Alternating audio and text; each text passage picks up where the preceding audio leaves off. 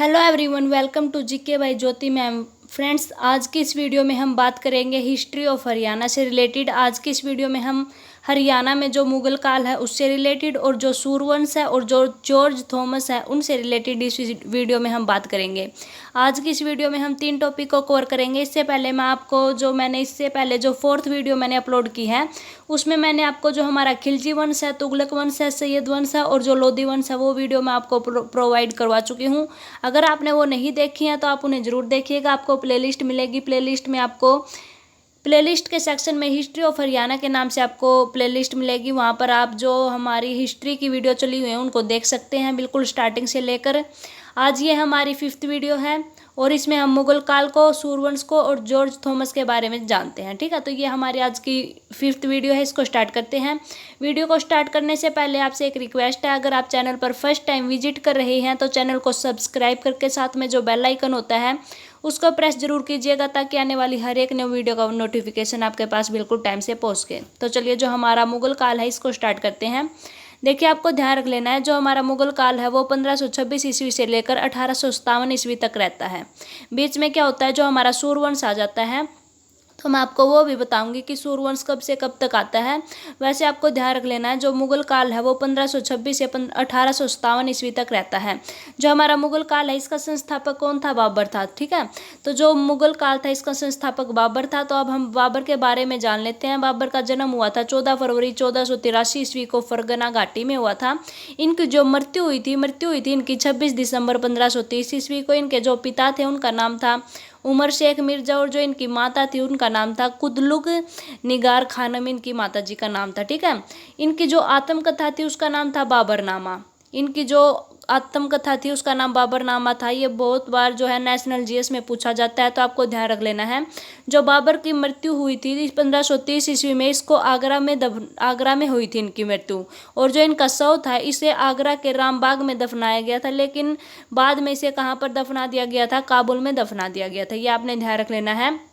जो हमारे बाबर हैं इनकी मृत्यु हुई थी 1530 ईस्वी में आगरा में। इनका जो शव है वो आगरा के रामबाग में दफना दिया गया था। बट क्या होता है, जो इनके शव है उसको बाद में कहाँ पर ले जाया जाता है? काबुल में ले जाया जाता है। ठीक है, इतना आपने ध्यान रख लेना है। और ये भी ध्यान रख लेना है, जो हमारा मुगल काल था इसका संस्थापक कौन था? हमारा बाबर था। ठीक है, अब हम देखिए हुमायूं की बात करते हैं। जो जब 1530 ईस्वी में बाबर की मृत्यु हो जाती है तो उसके बाद जो उसका उत्तराधिकारी है वो कौन बनता है? हुमायूं बनता है। तो बाबर की मृत्यु के बाद हुमायूं जो है शासक बन जाता है। हुमायूं का जन्म हुआ था 17 मार्च 1508 ईस्वी को अफगानिस्तान में। ठीक है, काबुल में हुआ था इसका जो जन्म हुआ था। इसकी मृत्यु हुई थी 1526 में। पुस्तकालय की सीढ़ियों से गिरने की वजह से इसकी क्या हो गई थी? मृत्यु हो गई थी। इनकी एक हुमायूं नामा बुक है और ये किन्होंने लिखी है? गुलबदन बेगम ने लिखी है। और जो ये गुलबदन बेगम है ये क्या है? हुमायूं की सिस्टर है। ठीक है, ये आपने ध्यान रख लेना है। हुमायूं की सिस्टर का नाम गुलबदन बेगम है और इन्होंने हुमायूं नामा को लिखा है। और इनकी मृत्यु हो जाती है 1556 ईस्वी में पुस्तकालय की सीढ़ियों से गिरने के बाद। ठीक है, हुमायूं ज्योतिष में विश्वास रखता था, इसलिए उन्होंने क्या किया था? सप्ताह के जो 7 दिन होते हैं उनमें क्या है? 7 रंगों के कपड़े पहनने का इन्होंने क्या बना रखा था? नियम बना रखा था। ठीक है, फिर क्या होता है, देखिए जैसे ही हुमायूं की मृत्यु हो जाती है 1556 में, तो 1556 में हुमायूं की मृत्यु हो जाती है। लेकिन जो हुमायूं है एक काबिल शासक नहीं बनता है। तो हुमायूं के बीच में क्या आ जाता है? एक बार सूरवंश आ जाता है। तो एक बार हम सूरवंश को देखते हैं, फिर दोबारा से हम जो हमारा मुगल काल है उसको देखेंगे। देखिए, सूरवंश आपने ध्यान रख लेना है। जो सूरवंश है वो 1540 ईस्वी से लेकर 1555 ईस्वी तक रहा था। जो सूरवंश है इसमें जो है शेरशाह सूरी के बारे में हम बिल्कुल डिटेल से पढ़ेंगे। तो जो शेरशाह सूरी थे हमारे, इनका जो जीवन शासनकाल था वो था 1540 ईस्वी से 1545 ईस्वी तक। ठीक है, शेरशाह सूरी ने 1540 ईस्वी में हुमायूं को हराकर उत्तर भारत पर सूरी साम्राज्य का क्या कर लिया था? स्थापना कर ली थी। इनका जन्म हुआ था 1472 ईस्वी में। इनके बचपन का नाम था फरीद खान। किनके? जो हमारे शेरशाह सूरी हैं इनके बचपन का नाम क्या था? फरीद खान था। इनका जन्म हुआ था 1472 ईस्वी में। ठीक है, शेरशाह सूरी बचपन हरियाणा के महेंद्रगढ़ जिले के नारनौल में बीता है। और ये बात हमें कौन बताता है? एक इतिहासकार है, उसका नाम है विंसेंट स्मिथ। इन्होंने ये बताया है कि जो शेरशाह सूरी है उसका बचपन कहाँ पर बीता है? नारनौल में बीता है। और नारनौल कहाँ पर है? महेंद्रगढ़ जिले में है। ठीक है, तो इसलिए आपने ध्यान रख लेना है। अगर HSSC आपसे पूछे कि जो हमारे शेरशाह सूरी हैं ये इनका जन्म या फिर जो इनका बचपन है कहाँ पर बीता है, तो नारनौल में बीता, आपको ध्यान रखना है। ठीक है, और ये विंसेंट स्मिथ ने ऐसा क्यों कहा है? क्योंकि जो इनके जो दादाजी थे इब्राहिम सूरी, वो यहाँ पर क्या करते थे, उन्होंने अपना यहाँ पर जीवन बिताया था। इसी वजह से जो है इतिहासकार विंसेंट स्मिथ ने बोला है कि जो शेरशाह सूरी है उनका बचपन महेंद्रगढ़ के नारनौल में बीता था। शेरशाह सूरी ने कलकत्ता से पेशावर तक GT रोड का निर्माण करवाया था। शेरशाह सूरी ने हरियाणा में 88 कोस मीनारों का निर्माण करवाया था। और जो इन्होंने 88 कोस मीनारों का निर्माण करवाया था, इन 88 कोस मीनारों में से जो सबसे इम्पोर्टेंट मीनार थी वो कौन सी थी? कोहांड जो है वो कोस मीनार थी। और ये कहाँ पर है? करनाल में है। ठीक है, ये आपने ध्यान रख लेना है। जो शेरशाह सूरी हैं उन्होंने हरियाणा में टोटल कितनी कोस मीनारों का निर्माण करवाया था? 88 का निर्माण करवाया था। और इन 88 कोस मीनारों में से एक सबसे महत्वपूर्ण कोस मीनार है, वो कहाँ पर है? करनाल के कोहांड में है। मोस्ट इंपॉर्टेंट, ध्यान रख लेना। ठीक है, नेक्स्ट आपको ध्यान रख लेना है, शेरशाह सूरी ने अपने दादाजी इब्राहिम सूरी का मकबरा कहाँ पर बनवाया है? नारनौल में बनवाया है। और शेरशाह सूरी की मृत्यु 22 मई 1545 ईस्वी को कालिंजर अभियान के दौरान उक्का नामक अग्निशस्त्र के फटने से हो जाती है। ये आपने ध्यान रख लेना है। जो शेरशाह सूरी है, जो बोलते हैं, जो इतिहासकार, जो हरियाणा, अगर हम हरियाणा हिस्ट्री की बात करते हैं तो जो वो बोला जाता है, जो हमारे शेरशाह सूरी है इनका मकबरा कहाँ पर है? नारनौल में है। लेकिन आपको ध्यान रख लेना है, नेशनल हिस्ट्री क्या बोलती है? नेशनल हिस्ट्री ये बोलती है कि जो हमारे शेरशाह सूरी है इनका मकबरा कहाँ पर है? सासाराम बिहार में है। ठीक है, तो आपने सासाराम बिहार को ज़्यादा प्रेफरेंस देनी है, ना कि नारनौल वाले को। ठीक है, तो आपने ये ध्यान रख लेना है। अब देखिए हम आगे बढ़ते हैं। ये हमारा जो सूर्यवंश था वो समाप्त हो जाता है, फिर से हमारा मुगल काल आता है। मुगल काल फिर से आता है। ठीक है, तो मुगल काल में आपने ध्यान रख लेना है, पानीपत की सेकंड लड़ाई होती है। पानीपत की फर्स्ट लड़ाई को मैं आपको बता चुकी हूँ पहले वाली वीडियो में। ये हमारी, अब हम पानीपत की सेकंड लड़ाई को देखते हैं। पानीपत की जो सेकंड लड़ाई है वो कब होती है? 5 नवंबर 1556 को होती है। देखिए आपने ये ध्यान रखना है, ये ध्यान रखना है, सन को ध्यान नहीं रखना है, जो ईयर होते हैं उनको ध्यान नहीं रखना है। ये जो हमारी तीनों लड़ाई हुई है, पानीपत की फर्स्ट लड़ाई, सेकंड लड़ाई और जो हमारी थर्ड लड़ाई हुई है, इनमें अपने डेट को भी ध्यान रखना है। ठीक है, तो जो हमारी पानीपत की सेकंड लड़ाई थी ये 5 नवंबर 1556 ईस्वी को हुई थी। किस किस के बीच में हुई थी? ये अकबर के बीच में और हेमचंद्र विक्रम आदित्य के बीच में हुई थी। ठीक है, उसमें जो अकबर थे वो 14 साल के थे, तो वो तो जो युद्ध नहीं कर सकते थे। ठीक है, तो फिर इनका जो सेनापति था वो बैरम खान था। बैरम खान ने अकबर की साइड से क्या किया था? युद्ध किया था। और इस युद्ध में जो अकबर है उनकी जीत हो जाती है और जो हेमचंद्र विक्रम आदित्य है उनकी क्या हो जाती है? हार हो जाती है। ठीक है, ये आपने ध्यान रख लेना है। अब देखिए आपको अकबर से रिलेटेड कुछ बातें ध्यान रख लेनी है। अकबर का जो जन्म हुआ था वो 15 अक्टूबर 1542 ईस्वी को अमरकोट में हुआ था। ये किसका बेटा था? हुमायूं का बेटा था। और हुमायूं किसका बेटा था? बाबर का बेटा था। ठीक है, तो ये आपने ध्यान रख लेना है। जो अकबर का राज्याभिषेक है वो होता है 7 अक्टूबर 1556 ईस्वी को। देखिए आपने ध्यान रख लेना है, अगर HSSC आपसे पूछे कि अकबर का राज्याभिषेक कब हुआ था, तो ये हुआ था 7 अक्टूबर 1556 को। और जब 7 अक्टूबर 1556 को हुआ था तो उस समय इनकी जो उम्र थी वो 13 वर्ष की थी। ठीक है, लेकिन जैसे ही 5 नवंबर को जो हमारी सेकंड लड़ाई होती है उसमें जो हमारे जो ये हैं अकबर जी हैं, इनकी जो आयु है कितने साल की हो जाती है? 14 साल की हो जाती है। मैंने क्योंकि आपको बताया इनका जन्म कब हुआ था? 15 अक्टूबर को हुआ था। और अक्टूबर के बाद आता है हमारा नवंबर, और ये लड़ाई हुई थी हमारी 5 नवंबर को। तो अगर आपसे पूछे कि सेकंड लड़ाई के समय जो हमारे अकबर थे उनकी आयु कितनी थी, तो 14 थी। और अगर आपसे पूछे कि राज्याभिषेक के समय अकबर की आयु कितनी थी, तो 13 थी। ठीक है, ये आपको ध्यान रख लेना है। देखिए आपको ये भी ध्यान रख लेना है, अकबर ने एक दीन ए इलाही नामक धर्म को चलाया था। और आपको ये ध्यान रख लेना है, दीन ए इलाही धर्म क्या होता है? दीन ए इलाही वो होता है जैसे ही कहीं से राजा गुजर रहा होता है, तो अगर जो भी इंसान उसको देखते हैं राजा को, तो राजा के सामने जो उसकी पगड़ी होती है इंसान की, वो राजा के चरणों में रखनी होती थी। तो ये एक दीन ए इलाही नामक धर्म चलाया था। देखिए इतिहास में 2 ही ऐसे सम्राट हुए हैं जिनके आगे दी ग्रेट लगाया जाता है। एक हुए हैं दी ग्रेट अकबर हुए हैं, एक तो हमारे और एक हुए हैं अशोका द ग्रेट। ठीक है, ये आपने सुना होगा।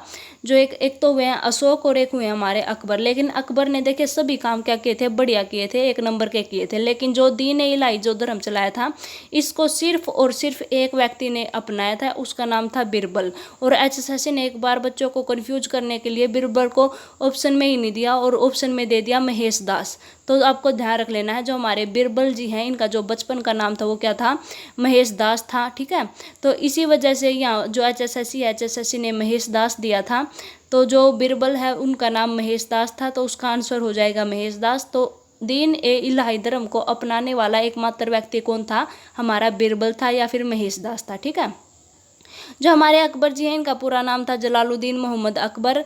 अकबर के बचपन का नाम था जलाल। ठीक है, ये भी आपने ध्यान रख लेना है अकबर से रिलेटेड। अब देखिए आपने ध्यान रख लेना है हेमचंद्र विक्रमादित्य के बारे में। हेमचंद्र को हेमू के नाम से भी जाना जाता है। हेमू रेवाड़ी का एक मसाला व्यापारी होता था, और वैसे हम नमक व्यापारी बोले तो ये मसाला व्यापारी के साथ साथ ये नमक का ज़्यादा व्यापार करता था, तो इसलिए इन्हें नमक व्यापारी भी बोला जाता है।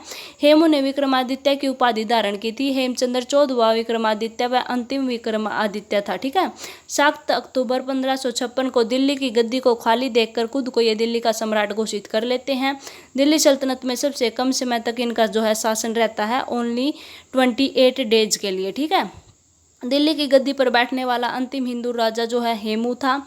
हेमू ने पानीपत के युद्ध से पहले 22 युद्ध लड़े थे और एक भी युद्ध नहीं हारा था। ठीक है, देखिए ये तो कहने की बातें होती हैं कि इन्होंने 22 युद्ध लड़े थे और एक भी युद्ध नहीं हारा था, लेकिन जो ये है ये वाला जो सेकंड युद्ध है पानीपत की जो सेकंड लड़ाई है, इसको क्या हो गए थे, ये हार गए थे। और अगर ये इतने ही शक्तिशाली होते या फिर ये इतने ही बहादुर होते, तो जो दिल्ली की गद्दी को ये क्या है खाली देखकर उस पर अपना कब्जा नहीं करते। ठीक है, तो खुद को ये सम्राट घोषित नहीं करते, तो ये क्या करते, जो भी वहाँ का राजा होता है उसके साथ लड़ाई करके उस गद्दी को हासिल करते, ना कि उस पर खुद ही अपना अधिकार जमा लेते। ठीक है, ये तो बस कहने की बातें होती हैं, बस आपने ध्यान रख लेना है।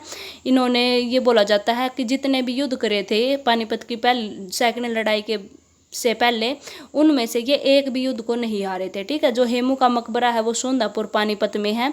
मोस्ट इंपॉर्टेंट है, ये पूछा जाता है एचएसएससी में, तो आपको ध्यान रख लेना है हेमू का मकबरा कहाँ पर है, सोंदापुर में है।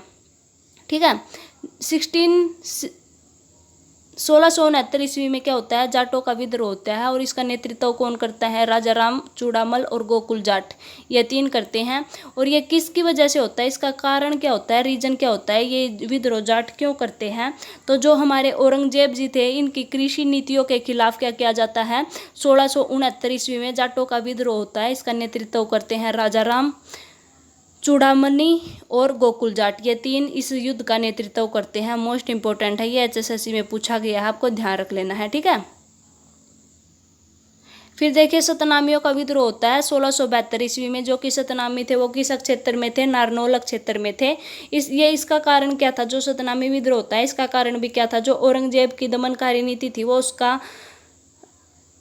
इसका कारण था। फौजदार दाहिर खान को नारनौल भेजा था विद्रोह का दमन करने के लिए। ठीक है, जो औरंगजेब थे इन्होंने फौजदार ताहिर खान को नारनौल में भेजा था, जो ये सतनामी विद्रोह हो रहा था इसका दमन करने के लिए। मोस्ट इंपॉर्टेंट है, ये वाला भी एचएसएससी में पूछा गया है कि सतनामी विद्रोह कब हुआ था, तो ये हुआ था 1672 ईस्वी में, नारनौल में हुआ था। ठीक है, फिर देखिए दोबारा से जाटों का विद्रोह होता है, ये होता है 1669 से 1680 ईस्वी में ये होता है। ये वही वाला है जो मैंने अभी आपको बताया 1669 ईस्वी में हुआ है, जो ये राजा राम और उनके भतीजे चूड़ामल ने औरंगजेब के विरुद्ध ये किया था, युद्ध किया था। और लेकिन आपने ये ध्यान रख लेना है, जो जाटों की आंतरिक लड़ाई होती है या जो जाट है वो आपस में लड़ाई करते हैं, उसे क्या बोला जाता था, खाप बोला जाता था। मोस्ट इंपॉर्टेंट है, ध्यान रख लेना। ठीक है, अब देखिए हम बंदा बैरागी के बारे में बातें कर लेते हैं। देखिए सबसे पहले आपको ध्यान रख लेने हैं, जो बंदा बैरागी है ये गुरु गोविंद सिंह के बाद सिखों के सेना का क्या कर रहे थे, नेतृत्व कर रहे थे। इनका जो असली नाम था वो लक्ष्मण दास था। बंदा बहादुर ने गुरु गोविंद सिंह के कहने पर संन्यास छोड़कर क्या किया था, युद्ध किया था। देखिए सबसे पहले इनका जो नाम था वो बंदा बहादुर था। ठीक है, बंदा बहादुर था, हाँ सबसे पहले इनका जो नाम था वो बंदा बहादुर था। लेकिन ये क्या करते हैं, ये जो है घर गृहस्थी को छोड़ देते हैं, और जैसे ये घर गृहस्थी को छोड़ देते हैं वैराग्य का रास्ता अपना लेते हैं, तो इनका नाम पड़ जाता है बंदा वैरागी। और जैसे ही ये वैराग के रास्ते को छोड़कर यानी कि संन्यास के रास्ते को छोड़कर ये युद्ध करने लग जाते हैं तो इनका नाम क्या हो जाता है, बंदा बहादुर हो जाता है। ठीक है, ये आपने ध्यान रख लेना है, ये आपने ध्यान रखना है जरूर से भी जरूर। जो इनका हेड क्वार्टर है, जो बंदा बहादुर है, इन्होंने अपना हेड क्वार्टर किसे बनाया था, सोनीपत के शेरी खांडा में इन्होंने अपना हेड क्वार्टर बनाया था। 1710 ईस्वी में मुगल सम्राट बहादुर शाह ने करनाल के तराइन में 3 संघर्षों में बंदा बहादुर को हरा दिया था। 1715 ईस्वी में गुरदासपुर पंजाब में मुगल शासक फर्रुख शेर ने बंदा बहादुर की हत्या भी करवा दी थी। मोस्ट इंपोर्टेंट है, आपको ध्यान रख लेना है। ठीक है, अब देखिए होता हमारा करनाल का युद्ध होता है। ठीक है, अब आपने करनाल के युद्ध को ध्यान रख लेना है। जो हमारा करनाल का युद्ध है ये 24 फरवरी 1739 ईस्वी को होता है। नादिर शाह और मोहम्मद शाह रंगीला के बीच में ये युद्ध होता है। इस युद्ध में जो है नादिर शाह की जीत हो जाती है और जो मोहम्मद शाह रंगीला है इनकी हार हो जाती है। और जैसे ही मोहम्मद शाह रंगीला की हार होती है तो जो नादिर शाह है यहाँ से क्या क्या ले जाते हैं, तो जो नादिर शाह को ईरान का नेपोलियन कहा जाता है, लेकिन जो भारत का नेपोलियन है वो किसे कहा जाता है, समुद्र गुप्त को कहा जाता है। जब इनकी नादिर शाह की यहाँ से जीत हो जाती है तराइन के फर्स्ट युद्ध में, करनाल के फर्स्ट युद्ध में, जो करनाल का युद्ध हुआ था, फर्स्ट तो क्या था, ये करनाल का युद्ध हुआ था 1739 ईस्वी में। जब इनकी जीत हो जाती है नादिर शाह की तो ये यहाँ से ले जाते हैं कोहिनूर हीरा और तख्ते ताउस को ले जाते हैं। तख्ते ताउस को और क्या बोला जाता है, मयूर सिंहासन भी बोला जाता है। जब ये मयूर सिंहासन को यहाँ पर ले जाते हैं, यहाँ से ले जाते हैं, तो मयूर सिंहासन के ऊपर ही क्या जड़ा हुआ था, कोहिनूर हीरा जड़ा हुआ था। तो ये कोहिनूर हीरे को भी यहाँ से क्या कर जाते हैं, लेकर चले जाते हैं। और जो ये तख्ते ताउस है ये किसके द्वारा बनवाया गया था, शाहजहाँ के द्वारा बनवाया गया था। ठीक है, आपको ये जरूर ध्यान रख लेना है। जो नादिर शाह थे ये ईरान के नेपोलियन ही कहा जाता है, लेकिन जो हमारे भारत का नेपोलियन है वो किसे कहा जाता है, समुद्र गुप्त को कहा जाता है। और जो समुद्र गुप्त थे वो वीणा बजाने के क्या थे, शौकीन थे। ठीक है, मोहम्मद शाह रंगीला अपना ज़्यादातर टाइम कहाँ पर बिताते थे, हरम में बिताते थे। हरम वो जगह होती है जहाँ पर जो मुगल काल की जो औरतें थी वो जहाँ पर रेस्ट करती थी या फिर जो अपना सोती वगैरह थी उसे क्या बोला जाता था, हरम बोला जाता था। ठीक है, तो जो मोहम्मद शाह रंगीला है इनके नाम के पीछे रंगीला इसीलिए लगा हुआ है क्योंकि ये ज़्यादातर टाइम औरतों के साथ स्पेंड करते थे। ठीक है, अब देखिए हम आगे बढ़ते हैं।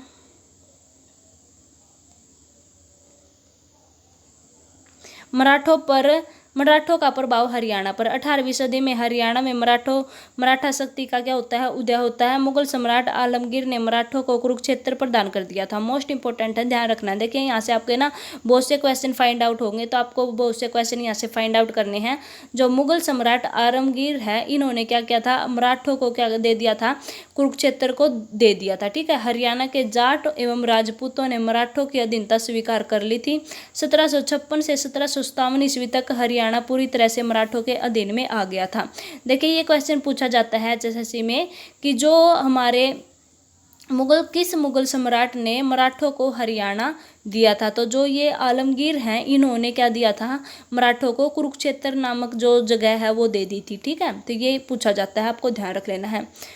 अब देखिए क्या होता है, होती है हमारी पानीपत की तीसरी लड़ाई। देखिए मैं आपको पहली लड़ाई बता चुकी हूँ, दूसरी लड़ाई बता चुकी हूँ और अब होती है हमारी पानीपत की तीसरी लड़ाई। इसकी डेट आपको ध्यान रख लेनी है। जो पानीपत की तीसरी लड़ाई है ये होती है 14 जनवरी 1761 ईस्वी को। ये किस किस के बीच में होती है, ये होती है अहमद शाह अब्दाली और मराठों के बीच में होती है।